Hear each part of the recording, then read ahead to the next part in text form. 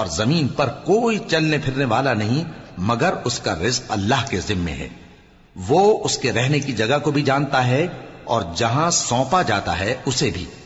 یہ سب کچھ کتاب روشن میں لکھا ہوا ہے، اور وہی تو ہے جس نے آسمانوں اور زمین کو 6 دن میں بنایا، اور اس وقت اس کا عرش پانی پر تھا۔ تمہارے پیدا کرنے سے مقصود یہ ہے کہ وہ تم کو آزمائے کہ تم میں عمل کے لحاظ سے کون بہتر ہے۔ اور اے نبی، اگر تم کہو کہ تم لوگ مرنے کے بعد زندہ کر کے اٹھائے جاؤ گے تو کافر کہہ دیں گے کہ یہ تو کھلا جادو ہوا۔ اور اگر ایک مدت معین تک ہم ان سے عذاب روک دیں تو کہیں گے کہ کون سی چیز عذاب کو روکے ہوئے ہے؟ دیکھو، جس روز وہ ان پر واقع ہوگا پھر ٹلنے کا نہیں، اور جس چیز کا یہ مذاق اڑاتے ہیں وہ ان کو گھیر لے گی۔ اور اگر ہم انسان کو اپنے پاس سے نعمت بخشیں پھر اس سے اس کو چھین لے تو نا امید اور ناشکرا ہو جاتا ہے۔ اور اگر تکلیف پہنچنے کے بعد آسائش کا مزہ چکھائیں تو خوش ہو کر کہتا ہے کہ سب سختیاں مجھ سے دور ہو گئیں۔ بے شک وہ ہے ہی خوشی میں مست ہو جانے والا، بڑا فخر جتانے والا۔ ہاں، جنہوں نے صبر کیا اور عمل نیک کیے، یہی ہیں جن کے لیے بخشش اور اجر عظیم ہے۔ تو شاید تم کچھ چیز وہی میں سے جو تمہارے پاس آتی ہے چھوڑ دو، اور اس خیال سے تمہارا دل تنگ ہو کہ کافر یہ کہنے لگیں کہ اس پر کوئی خزانہ کیوں نہیں نازل ہوا، یا اس کے ساتھ کوئی فرشتہ کیوں نہیں آیا۔ اے نبی، تم تو صرف نصیحت کرنے والے ہو، اور اللہ ہر چیز کا نگہبان ہے۔ کیا یہ لوگ کہتے ہیں کہ اس نے قرآن از خود بنا لیا ہے؟ کہہ دو کہ اگر سچے ہو تو تم بھی ایسی 10 صورتیں بنا لاؤ، اور اللہ کے سوا جس جس کو بلا سکتے ہو بلا بھی لو۔ بس اگر وہ تمہاری بات قبول نہ کریں تو جان لو کہ یہ قرآن اللہ کے علم سے اترا ہے، اور یہ کہ اس کے سوا کوئی معبود نہیں۔ تو کیا تم لوگ اسلام لاتے ہو؟ جو لوگ دنیا کی زندگی اور اس کی زیب و زینت کے طالب ہوں، ہم ان کے اعمال کا بدلہ انہیں دنیا ہی میں دے دیتے ہیں، اور اس میں ان کی حق تلفی نہیں کی جاتی۔ یہ وہ لوگ ہیں جن کے لیے آخرت میں آتش جہنم کے سوا اور کچھ نہیں، اور جو عمل انہوں نے دنیا میں کیے سب برباد، اور جو کچھ یہ کرتے رہے سب ضائع ہوا۔ بھلا جو لوگ اپنے پروردگار کی طرف سے دلیل روشن رکھتے ہوں اور ان کے ساتھ ایک آسمانی گواہ بھی اس کی جانب سے ہو، اور اس سے پہلے موسیٰ کی کتاب ہو جو پیشوا اور رحمت ہے، تو کیا وہ قرآن پر ایمان نہیں لائیں گے؟ یہی لوگ تو اس پر ایمان لاتے ہیں، اور جو کوئی اور فرقوں میں سے اس سے منکر ہو تو اس کا ٹھکانہ آگ ہے۔ تو تم اس قرآن سے شک میں نہ ہونا، یہ تمہارے پروردگار کی طرف سے حق ہے، لیکن اکثر لوگ ایمان نہیں لاتے۔ اور اس سے بڑھ کر ظالم کون ہوگا جو اللہ پر جھوٹ باندھے؟ ایسے لوگ اپنے رب کے سامنے پیش کیے جائیں گے اور گواہ کہیں گے کہ یہی لوگ ہیں جنہوں نے اپنے پروردگار پر جھوٹ بولا تھا۔ سن رکھو کہ ظالموں پر اللہ کی لعنت ہے، جو اللہ کے رستے سے روکتے اور اس میں کجی چاہتی ہیں، اور وہ آخرت کا بھی انکار کرتے ہیں۔ یہ لوگ زمین میں کہیں چھپ کر اللہ کو ہرا نہیں سکتے، اور نہ اللہ کے سوا کوئی ان کا حمایتی ہے۔ اے پیغمبر، ان کو دگنا عذاب دیا جائے گا، کیونکہ یہ شدت کفر سے تمہاری بات نہیں سن سکتے تھے اور نہ تم کو دیکھ سکتے تھے۔ یہی ہیں جنہوں نے اپنے آپ کو خسارے میں ڈالا، اور جو کچھ یہ افترا کیا کرتے تھے ان سے جاتا رہا۔ بلا شبہ یہ لوگ آخرت میں سب سے زیادہ نقصان پانے والے ہیں۔ جو لوگ ایمان لائے اور عمل نیک کیے اور اپنے پروردگار کے آگے عاجزی کی، یہی صاحب جنت ہیں، ہمیشہ اس میں رہیں گے۔ دونوں فریقوں یعنی کافر و مومن کی مثال ایسی ہے جیسے ایک اندھا بہرا ہو اور ایک دیکھتا سنتا۔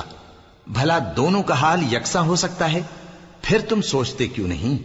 اور ہم نے نوح کو ان کی قوم کی طرف بھیجا تو انہوں نے ان سے کہا کہ میں تم کو کھول کھول کر ڈر سنانے اور یہ پیغام پہنچانے آیا ہوں کہ اللہ کے سوا کسی کی عبادت نہ کرو، مجھے تمہاری نسبت دردناک عذاب کا خوف ہے۔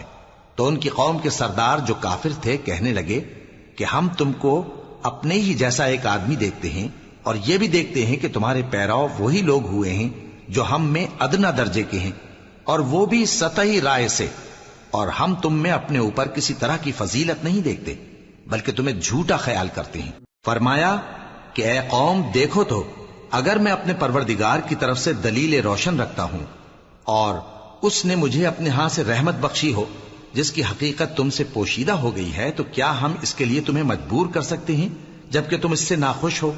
اور اے قوم، میں اس نصیحت کے بدلے تم سے مال و زر کا مطالبہ تو نہیں کرتا، میرا صلہ تو اللہ کے ذمے ہے، اور جو لوگ ایمان لائے ہیں میں ان کو نکالنے والا بھی نہیں ہوں، وہ تو اپنے پروردگار سے ملنے والے ہیں، لیکن میں دیکھتا ہوں کہ تم لوگ نادانی کر رہے ہو۔ اے میری قوم، اگر میں ان کو نکال دوں تو اللہ کی گرفت سے بچانے کے لیے کون میری مدد کر سکتا ہے؟ بھلا تم غور کیوں نہیں کرتے؟ اور میں نہ تم سے یہ کہتا ہوں کہ میرے پاس اللہ کے خزانے ہیں، اور نہ یہ کہ میں غیب جانتا ہوں، اور نہ یہ کہتا ہوں کہ میں فرشتہ ہوں، اور نہ ان لوگوں کی نسبت جن کو تم حقارت کی نظر سے دیکھتے ہو یہ کہتا ہوں کہ اللہ ان کو بھلائی یعنی اعمال کی جزا نہیں دے گا۔ جو ان کے دلوں میں ہے اسے اللہ خوب جانتا ہے، اگر میں ایسا کہوں تو بے انصافوں میں ہو جاؤں۔ انہوں نے کہا کہ نوح، تم نے ہم سے جھگڑا تو کیا اور جھگڑا بھی بہت کیا، اب اگر تم سچے ہو تو جس چیز سے ہمیں ڈراتے ہو وہ ہم پر لا نازل کرو۔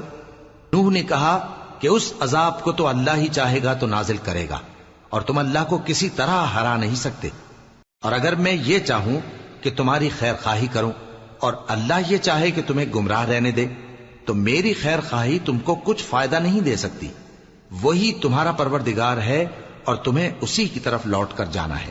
کیا یہ لوگ کہتے ہیں کہ اس پیغمبر نے قرآن اپنے دل سے بنا لیا ہے؟ کہہ دو کہ اگر میں نے دل سے بنا لیا ہے تو میرے گناہ کا وبال مجھ پر، اور جو گناہ تم کرتے ہو اس سے میں بری الذمہ ہوں۔ اور نوح کی طرف وحی کی گئی کہ تمہاری قوم میں جو لوگ ایمان لا چکے ان کے سوا اور کوئی ایمان نہیں لائے گا، تو جو کام یہ کر رہے ہیں ان کی وجہ سے غم نہ کھاؤ، اور ایک کشتی ہمارے حکم سے ہمارے سامنے بناؤ، اور جو لوگ ظالم ہیں ان کے بارے میں مجھ سے کچھ نہ کہنا، کیونکہ وہ ضرور غرق کر دیے جائیں گے۔ اور نوح نے کشتی بنانا شروع کر دی، اور جب ان کی قوم کے سردار ان کے پاس سے گزرتے تو ان سے تمسخر کرتے۔ وہ کہتے کہ اگر تم ہم سے تمسخر کرتے ہو تو جس طرح تم ہم سے تمسخر کرتے ہو اسی طرح ایک وقت ہم بھی تم سے تمسخر کریں گے، اور تم کو جلد معلوم ہو جائے گا کہ کس پر عذاب آتا ہے جو اسے رسوا کرے گا، اور کس پر ہمیشہ کا عذاب نازل ہوتا ہے، یہاں تک کہ جب ہمارا حکم آ پہنچا اور تنور جوش مارنے لگا تو ہم نے نوح کو حکم دیا کہ ہر قسم کے پالتو جانوروں میں سے جوڑا جوڑا یعنی ایک ایک نر اور ایک ایک مادہ لے لو، اور جس شخص کی نسبت حکم ہو چکا ہے کہ ہلاک ہو جائے گا اس کو چھوڑ کر اپنے گھر والوں کو اور جو ایمان لایا ہو اس کو کشتی میں سوار کر لو، اور ان کے ساتھ ایمان بہت ہی کم لوگ لائے تھے۔ نوح نے کہا کہ اللہ کا نام لے کر کہ اسی کے کرم سے اس کا چلنا اور ٹھہرنا ہے، اس میں سوار ہو جاؤ، بے شک میرا پروردگار بخشنے والا ہے، مہربان ہے۔ اور وہ ان کو لے کر طوفان کی لہروں میں چلنے لگی۔ لہریں کیا تھیں؟ گویا پہاڑ تھے۔ اس وقت نوح نے اپنے بیٹے کو جو کشتی سے الگ تھا پکارا کہ بیٹا ہمارے ساتھ سوار ہو جا اور کافروں میں شامل نہ ہو۔ اس نے کہا کہ میں ابھی پہاڑ سے جا لگوں گا، وہ مجھے پانی سے بچا لے گا۔ فرمایا کہ آج اللہ کے عذاب سے کوئی بچانے والا نہیں اور نہ کوئی بچ سکتا ہے مگر وہی جس پر اللہ رحم کرے۔ اتنے میں دونوں کے درمیان لہر حائل ہو گئی اور وہ ڈوب کر رہ گیا، اور حکم دیا گیا کہ اے زمین اپنا پانی نگل جا اور اے آسمان تھم جا، اور پانی خشک ہو گیا اور کام تمام کر دیا گیا، اور کشتی کوہ جودی پر جا ٹھہری، اور کہہ دیا گیا کہ بے انصاف لوگوں پر لعنت۔ اور نوح نے اپنے پروردگار کو پکارا اور کہا کہ پروردگار، میرا بیٹا بھی میرے گھر والوں میں ہے، تو اس کو بھی نجات دے، تیرا وعدہ سچا ہے اور تو بہترین حاکم ہے۔ اللہ نے فرمایا کہ اے نوح، وہ تیرے گھر والوں میں نہیں ہے، وہ تو سراسر بد عمل ہے، تو جس چیز کی تم کو حقیقت معلوم نہیں اس کے بارے میں مجھ سے درخواست ہی نہ کرو، اور میں تم کو نصیحت کرتا ہوں کہ نادان نہ بنو۔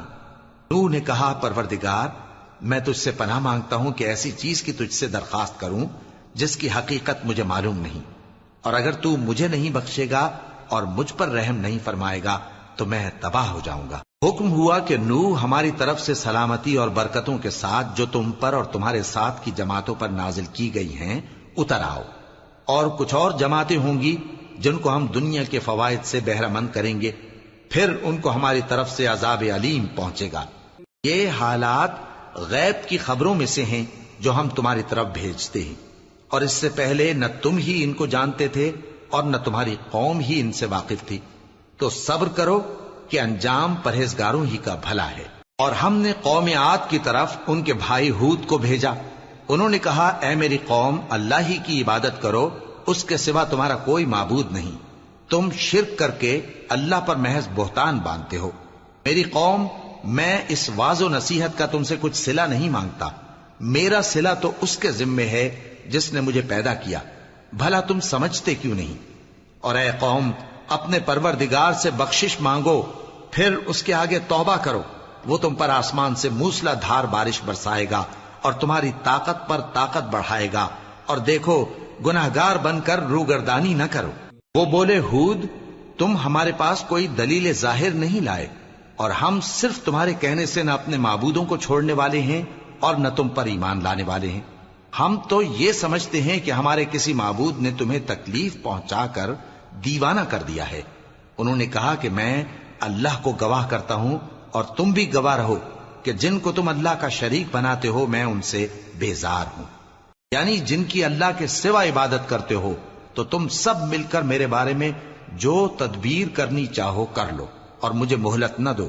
میں اللہ پر جو میرا اور تمہارا سب کا پروردگار ہے بھروسہ رکھتا ہوں. زمین پر جو چلنے پھرنے والا ہے وہ اللہ کے قبضہ قدرت میں ہے.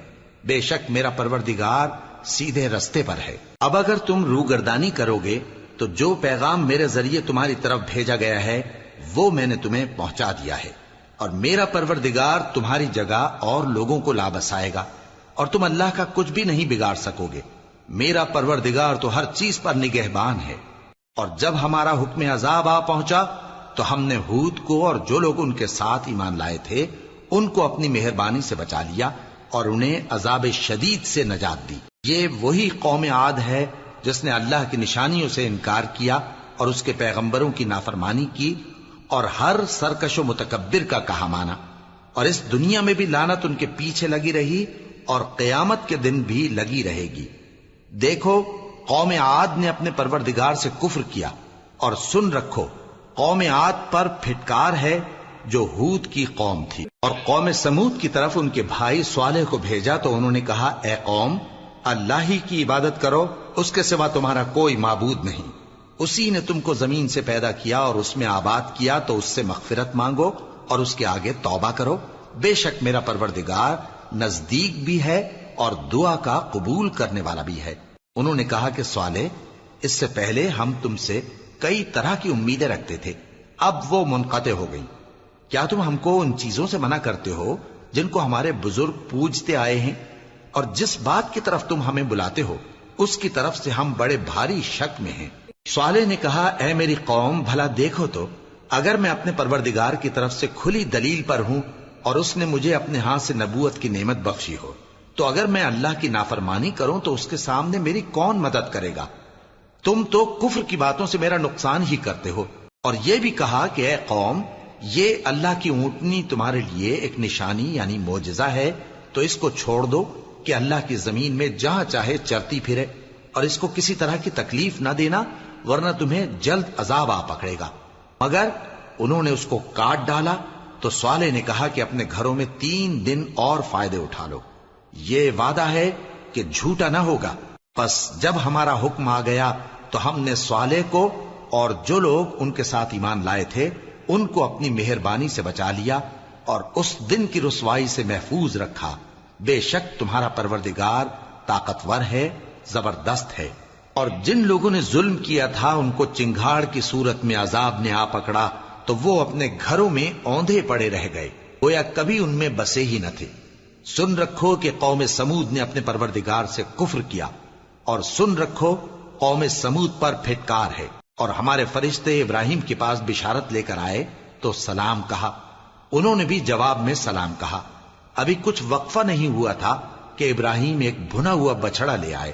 پھر جب دیکھا کہ ان کے ہاتھ کھانے کی طرف نہیں بڑھتے یعنی وہ کھانا نہیں کھاتے تو ان کو اجنبی سمجھ کر دل میں خوف کیا. فرشتوں نے کہا کہ خوف نہ کیجیے، ہم قوم لوط کی طرف ان کے ہلاک کرنے کو بھیجے گئے ہیں. اور ابراہیم کی بیوی جو پاس کھڑی تھی ہنس پڑی تو ہم نے اس کو اسحاق کی اور اسحاق کے بعد یعقوب کی خوشخبری دی. اس نے کہا اے میرے بچہ ہوگا، میں تو بڑھیا ہوں اور یہ میرے میاں بھی بوڑھے ہیں، یہ تو بڑی عجیب بات ہے. انہوں نے کہا کیا تم اللہ کی قدرت سے تعجب کرتی ہو؟ اے اہل بیت، تم پر اللہ کی رحمت اور اس کی برکتیں ہیں، وہ لائق تعریف ہے، بڑا ہے۔ پھر جب ابراہیم سے خوف جاتا رہا اور ان کو خوشخبری بھی مل گئی تو قوم لوط کے بارے میں لگے ہم سے بحث کرنے۔ بے شک ابراہیم بڑے تحمل والے، نرم دل اور رجوع کرنے والے تھے۔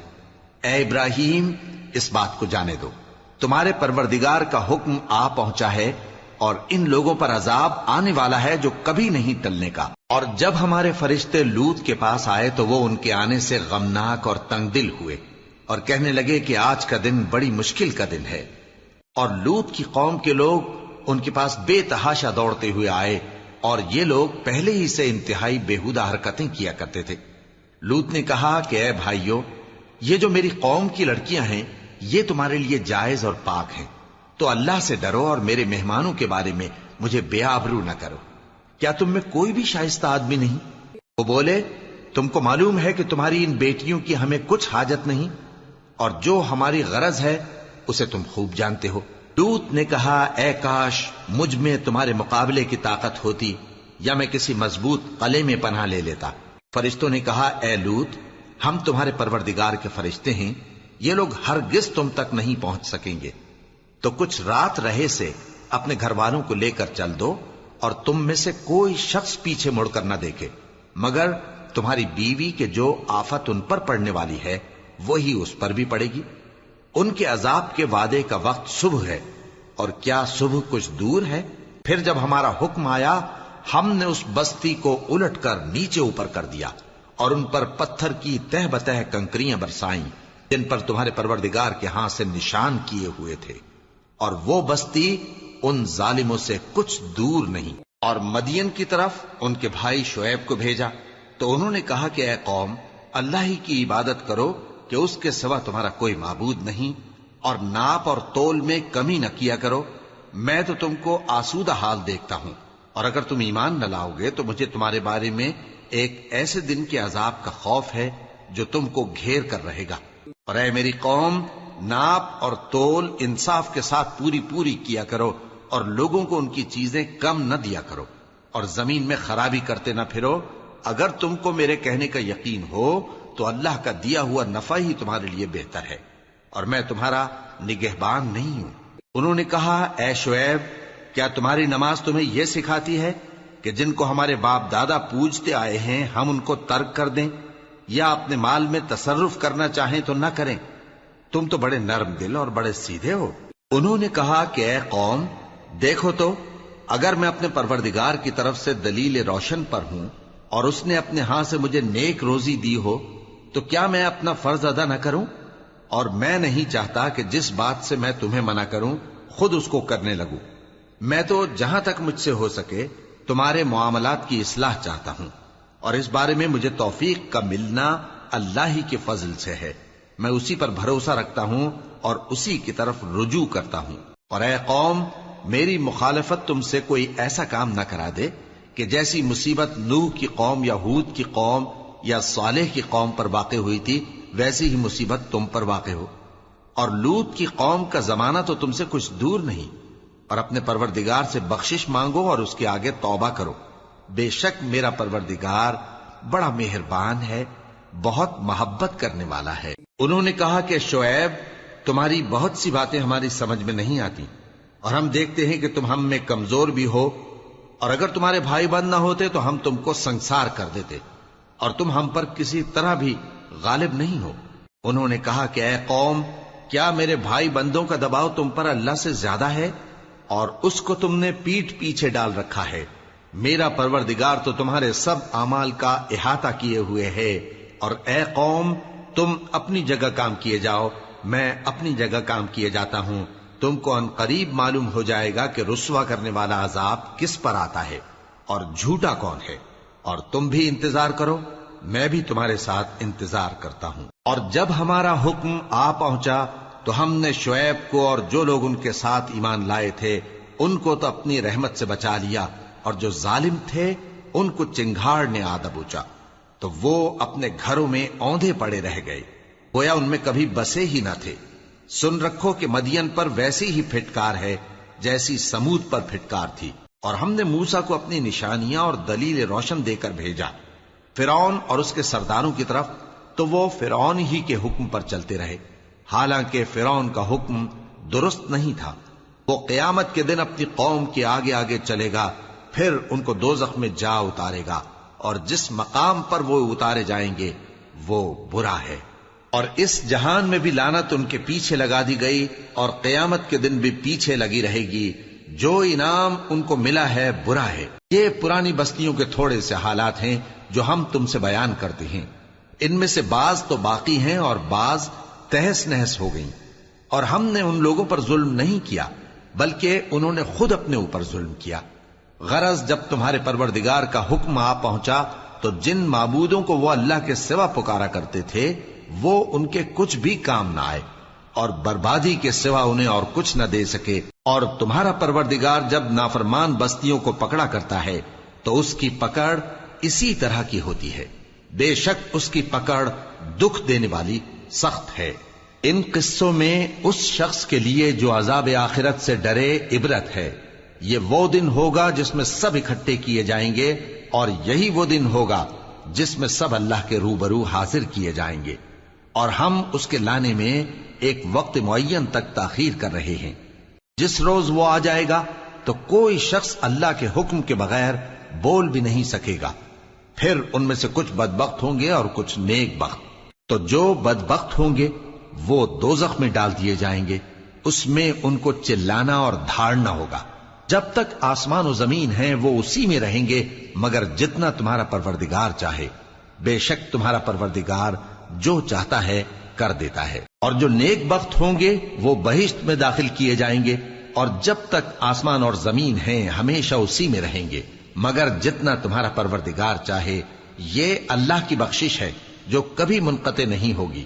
تو یہ لوگ جو غیر اللہ کی پرستش کرتے ہیں اس سے تم شک میں نہ پڑنا، یہ اسی طرح پرستش کرتے ہیں جس طرح پہلے سے ان کے باپ دادا پرستش کرتے آئے ہیں، اور ہم ان کو ان کا حصہ پورا پورا بغیر کچھ کم کیے دینے والے ہیں۔ اور ہم نے موسیٰ کو کتاب دی تو اس میں اختلاف کیا گیا، اور اگر تمہارے پروردگار کی طرف سے ایک بات پہلے نہ ہو چکی ہوتی تو ان میں فیصلہ کر دیا جاتا، اور وہ تو اس کی طرف سے بڑے بھاری شک میں پڑے ہوئے ہیں۔ اور تمہارا پروردگار ان سب کو قیامت کے دن ان کے اعمال کا پورا پورا بدلہ دے گا، بے شک جو عمل یہ کرتے ہیں وہ اس سے واقف ہے۔ سو اے پیغمبر، جیسا تم کو حکم ہوتا ہے اس پر تم اور جو لوگ تمہارے ساتھ تائب ہوئے ہیں قائم رہو، اور حد سے تجاوز نہ کرنا، وہ تمہارے سب اعمال کو دیکھ رہا ہے۔ اور مسلمانوں، جو لوگ ظالم ہیں ان کی طرف مائل نہ ہونا، نہیں تو تمہیں بھی دوزخ کی آگ آ لپٹے گی، اور اللہ کے سوا تمہارے کوئی دوست نہیں ہوں گے، پھر تمہیں کوئی مدد بھی نہ ملے گی۔ اور دن کے دونوں سروں یعنی صبح اور شام کے اوقات میں اور رات کی چند ساعتوں میں نماز پڑھا کرو، کچھ شک نہیں کہ نیکیاں گناہوں کو دور کر دیتی ہیں۔ یہ ان کے لیے نصیحت ہے جو نصیحت قبول کرنے والے ہیں۔ اور صبر کیے رہو کہ اللہ نیکوکاروں کا اجر ضائع نہیں کرتا۔ تو جو امتیں تم سے پہلے گزر چکی ہیں ان میں ایسے ہوش مند کیوں نہ ہوئے جو ملک میں خرابی کرنے سے روکتے؟ ہاں، ایسے تھوڑے سے تھے جن کو ہم نے ان میں سے نجات بخشی، اور جو ظالم تھے وہ انہی باتوں کے پیچھے لگے رہے جن میں عیش و آرام تھا، اور وہ گناہوں میں ڈوبے ہوئے تھے۔ اور تمہارا پروردگار ایسا نہیں ہے کہ بستیوں کو جبکہ وہاں کے باشندے نیکوکار ہوں از راہ ظلم تباہ کر دے۔ اور اگر تمہارا پروردگار چاہتا تو تمام لوگوں کو ایک ہی جماعت کر دیتا، اور وہ برابر اختلاف کرتے رہیں گے، مگر جن پر تمہارا پروردگار رحم فرمائے، اور اسی لیے اس نے ان کو پیدا کیا ہے۔ اور تمہارے پروردگار کا قول پورا ہو گیا کہ میں دوزخ کو جنوں اور انسانوں سب سے بھر دوں گا۔ اور اے نبی اور پیغمبروں کے وہ سب حالات جو ہم تم سے بیان کرتے ہیں ان سے ہم تمہارے دل کو جمائے رکھتے ہیں، اور ان حالات میں تمہارے پاس حق پہنچ گیا، اور یہ مومنوں کے لیے نصیحت اور عبرت ہے۔ اور جو لوگ ایمان نہیں لائے ان سے کہہ دو کہ تم اپنی جگہ عمل کیے جاؤ، ہم اپنی جگہ عمل کیے جاتے ہیں، اور نتیجہ اعمال کا تم بھی انتظار کرو، ہم بھی انتظار کرتے ہیں۔ اور آسمانوں اور زمین کی چھپی چیزوں کا علم اللہ ہی کو ہے، اور تمام معاملات اسی کی طرف رجوع کیے جائیں گے۔ تو اسی کی عبادت کرو اور اسی پر بھروسہ رکھو، اور جو کچھ تم لوگ کر رہے ہو تمہارا پروردگار اس سے بے خبر نہیں۔ شروع اللہ کا نام لے کر جو بڑا مہربان نہایت رحم والا ہے۔ الف لام را، یہ کتاب روشن کی آیتیں ہیں۔ ہم نے اس قرآن کو عربی میں نازل کیا ہے تاکہ تم لوگ سمجھ سکو۔ اے پیغمبر، ہم اس قرآن کے ذریعے سے جو ہم نے تمہاری طرف بھیجا ہے تمہیں ایک نہایت اچھا قصہ سناتے ہیں، اور تم اس سے پہلے بے خبر تھے۔ جب یوسف نے اپنے والد سے کہا کہ ابا، میں نے خواب میں 11 ستاروں اور سورج اور چاند کو دیکھا ہے، دیکھتا کیا ہوں کہ وہ مجھے سجدہ کر رہی ہیں۔ انہوں نے کہا کہ بیٹا، اپنے خواب کا ذکر اپنے بھائیوں سے نہ کرنا، نہیں تو وہ تمہارے حق میں کوئی چال چلیں گے۔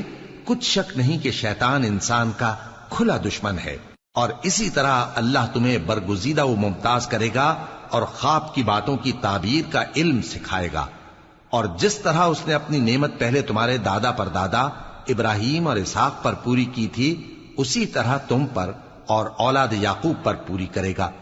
بے شک تمہارا پروردگار سب کچھ جاننے والا ہے، حکمت والا ہے۔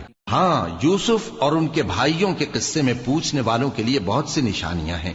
جب انہوں نے آپس میں تذکرہ کیا کہ یوسف اور اس کا بھائی ابا کو ہم سے زیادہ پیارے ہیں، حالانکہ ہم جماعت کی جماعت ہیں، کچھ شک نہیں کہ ابا کھلی غلطی پر ہیں، یوسف کو یا تو جان سے مار ڈالو یا کسی ملک میں پھینک آؤ، پھر ابا کی توجہ صرف تمہاری طرف ہو جائے گی، اور اس کے بعد تم نیک لوگوں میں ہو جاؤ گے۔ ان میں سے ایک کہنے والے نے کہا کہ یوسف کو جان سے نہ مارو، کسی اندھے کنویں میں ڈال دو کہ کوئی راہگیر اسے نکال کر کسی دوسرے ملک میں لے جائے گا۔ اگر تم کو کرنا ہی ہے تو یوں کرو۔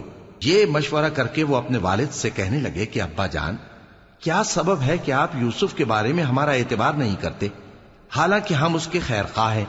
کل اسے ہمارے ساتھ بھیج دیجئے کہ خوب میوے کھائے اور کھیلے کودے، ہم اس کے نگہبان ہیں۔ انہوں نے کہا کہ یہ امر مجھے غمناک کیے دیتا ہے کہ تم اسے لے جاؤ، یعنی وہ مجھ سے جدا ہو جائے، اور مجھے یہ بھی خوف ہے کہ تم کھیل میں اس سے غافل ہو جاؤ اور اسے بھیڑیا کھا جائے۔ وہ کہنے لگے کہ اگر ہماری موجودگی میں کہ ہم ایک طاقتور جماعت ہیں اسے بھیڑیا کھا گیا تو ہم بڑے نقصان میں پڑ گئے۔ غرض جب وہ اس کو لے گئے اور اس بات پر اتفاق کر لیا کہ اس کو اندھے کنویں میں ڈال دیں، اور ہم نے یوسف کی طرف وحی بھیجی کہ ایک وقت ایسا آئے گا کہ تم انہیں ان کے اس سلوک سے آگاہ کرو گے، اور ان کو اس وحی کی کچھ خبر نہ ہوگی۔ اور یہ حرکت کر کے وہ رات کے وقت باپ کے پاس روتے ہوئے آئے، کہنے لگے کہ ابا جان، ہم تو دوڑنے اور ایک دوسرے سے آگے نکلنے میں مصروف ہو گئے اور یوسف کو اپنے اسباب کے پاس چھوڑ گئے تو اسے بھیڑیا کھا گیا، اور آپ ہماری بات کو گو ہم سچ ہی کہتے ہیں باور نہیں کریں گے۔ اور ان کے کرتے پر جھوٹ موٹ کا لہو بھی لگا لائے۔ یعقوب نے کہا کہ یوں نہیں ہے، بلکہ تم اپنے دل سے یہ بات بنا لائے ہو۔ اچھا، صبر کہ وہی خوب ہے، اور جو تم بیان کرتے ہو اس کے بارے میں اللہ ہی سے مدد چاہیے۔ اور اب اللہ کی شان دیکھو کہ اس کنویں کے قریب ایک قافلہ آوارد ہوا اور انہوں نے پانی کے لیے اپنا سقا بھیجا، تو اس نے کنویں میں ڈول لٹکایا، یوسف اس سے لٹک گئے۔ وہ بولا، زہے قسمت، یہ تو ایک لڑکا ہے، اور اس کو قیمتی سرمایہ سمجھ کر چھپا لیا۔ اور جو کچھ وہ کرتے تھے اللہ کو خوب معلوم تھا، اور انہوں نے اس کو تھوڑی سی قیمت یعنی مادود چند درہموں پر بیچ ڈالا، اور وہ اس سے بیزار ہو رہے تھے۔ اور مصر میں جس شخص نے اس کو خریدا، اس نے اپنی بیوی سے جس کا نام زلیخا تھا کہا کہ اس کو عزت و اکرام سے رکھو، عجب نہیں کہ یہ ہمیں فائدہ دے یا ہم اسے بیٹا بنا لیں۔ اس طرح ہم نے یوسف کو سرزمین مصر میں جگہ دی، اور غرض یہ تھی کہ ہم ان کو خواب کی باتوں کی تعبیر سکھائیں، اور اللہ اپنے کام پر غالب ہے لیکن اکثر لوگ نہیں جانتے۔ اور جب وہ اپنی جوانی کو پہنچے تو ہم نے ان کو دانائی اور علم عطا کیا، اور نیکوکاروں کو ہم اسی طرح بدلہ دیا کرتے ہیں۔ اور جس عورت کے گھر میں وہ رہتے تھے اس نے ان کو اپنی طرف مائل کرنا چاہا، اور دروازے بند کر کے کہنے لگی، یوسف جلدی آؤ۔ انہوں نے کہا کہ اللہ پناہ میں رکھے، وہ یعنی تمہارے میاں تو میرے آقا ہیں، انہوں نے مجھے اچھی طرح سے رکھا ہے، میں ایسا ظلم نہیں کر سکتا، بے شک ظالم لوگ فلاح نہیں پائیں گے۔ اور اس عورت نے ان کا قصد کیا اور انہوں نے اس کا قصد کیا۔ اگر وہ اپنے پروردگار کی نشانی نہ دیکھتے تو جو ہوتا سو ہوتا۔ یوں اس لیے کیا گیا کہ ہم ان سے برائی اور بے حیائی کو روک دیں۔ بے شک وہ ہمارے چنے ہوئے بندوں میں سے تھے۔ اور دونوں دروازے کی طرف بھاگے، آگے یوسف پیچھے زلیخا، اور عورت نے ان کا کرتا پیچھے سے پکڑ کر جو کھینچا تو پھاڑ ڈالا، اور دونوں کو دروازے کے پاس عورت کا خاوند مل گیا۔ تو عورت بولی کہ جو شخص تمہاری بیوی کے ساتھ برا ارادہ کرے اس کی اس کے سوا کیا سزا ہے کہ یا تو قید کیا جائے یا اسے دکھ کا عذاب دیا جائے۔ یوسف نے کہا اسی نے مجھ کو اپنی طرف مائل کرنا چاہا تھا، اور اس کے خاندان میں سے ایک گواہ نے گواہی دی کہ اگر اس کا کرتا آگے سے پھٹا ہو تو یہ سچی اور یوسف جھوٹا ہے، اور اگر کرتا پیچھے سے پھٹا ہو تو یہ جھوٹی اور وہ سچا ہے۔ سو جب اس کا کرتا دیکھا تو پیچھے سے پھٹا تھا، تب اس نے زلیخا سے کہا کہ یہ تمہارا ہی فریب ہے، اور کچھ شک نہیں کہ تم عورتوں کے فریب بڑے بھاری ہوتے ہیں۔ یوسف اس بات کا خیال نہ کر، اور زلیخا تو اپنے گناہ کی بخشش مانگ، بے شک خطا تیری ہی ہے۔ اور شہر میں عورتیں گفتگویں کرنے لگیں کہ عزیز کی بیوی اپنے غلام کو اپنی طرف مائل کرنا چاہتی ہے، اور اس کی محبت اس کے دل میں گھر کر گئی ہے، ہم دیکھتی ہیں کہ وہ کھلی گمراہی میں ہے۔ پھر جب زلیخا نے ان عورتوں کی گفتگو جو حقیقت میں دیدار یوسف کے لیے ایک چال تھی سنی، تو ان کے پاس دعوت کا پیغام بھیجا، اور ان کے لیے ایک محفل مرتب کی، اور پھل تراشنے کے لیے ہر ایک کو ایک ایک چھری دی، اور یوسف سے کہا کہ ان کے سامنے آؤ۔ جب عورتوں نے ان کو دیکھا تو ان کا روب حسن ان پر ایسا چھا گیا کہ پھل تراشتے تراشتے اپنے ہاتھ کاٹ لیے، اور بے ساختہ بول اٹھیں کہ اللہ پاک ہے، یہ آدمی نہیں، یہ تو کوئی بزرگ فرشتہ ہے۔ زلیخا نے کہا تو یہ وہی ہے جس کے بارے میں تم مجھے تانے دیتی تھیں، اور بے شک میں نے اس کو اپنی طرف مائل کرنا چاہا مگر یہ بچا رہا، اور اگر یہ وہ کام نہ کرے گا جو میں اسے کہتی ہوں تو قید کر دیا جائے گا اور ذلیل ہوگا۔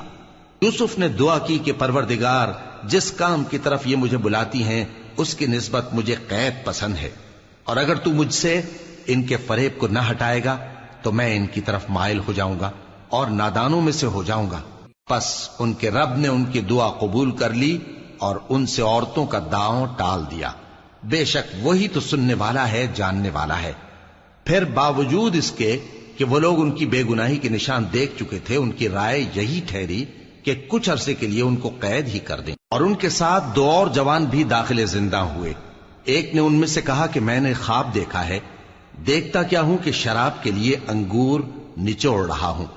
دوسرے نے کہا کہ میں نے بھی خواب دیکھا ہے، میں یہ دیکھتا ہوں کہ اپنے سر پر روٹیاں اٹھائے ہوئے ہوں اور پرندے ان میں سے کھا رہے ہیں، تو ہمیں ان کی تعبیر بتا دیجئے کہ ہم تمہیں نیکوکار دیکھتے ہیں۔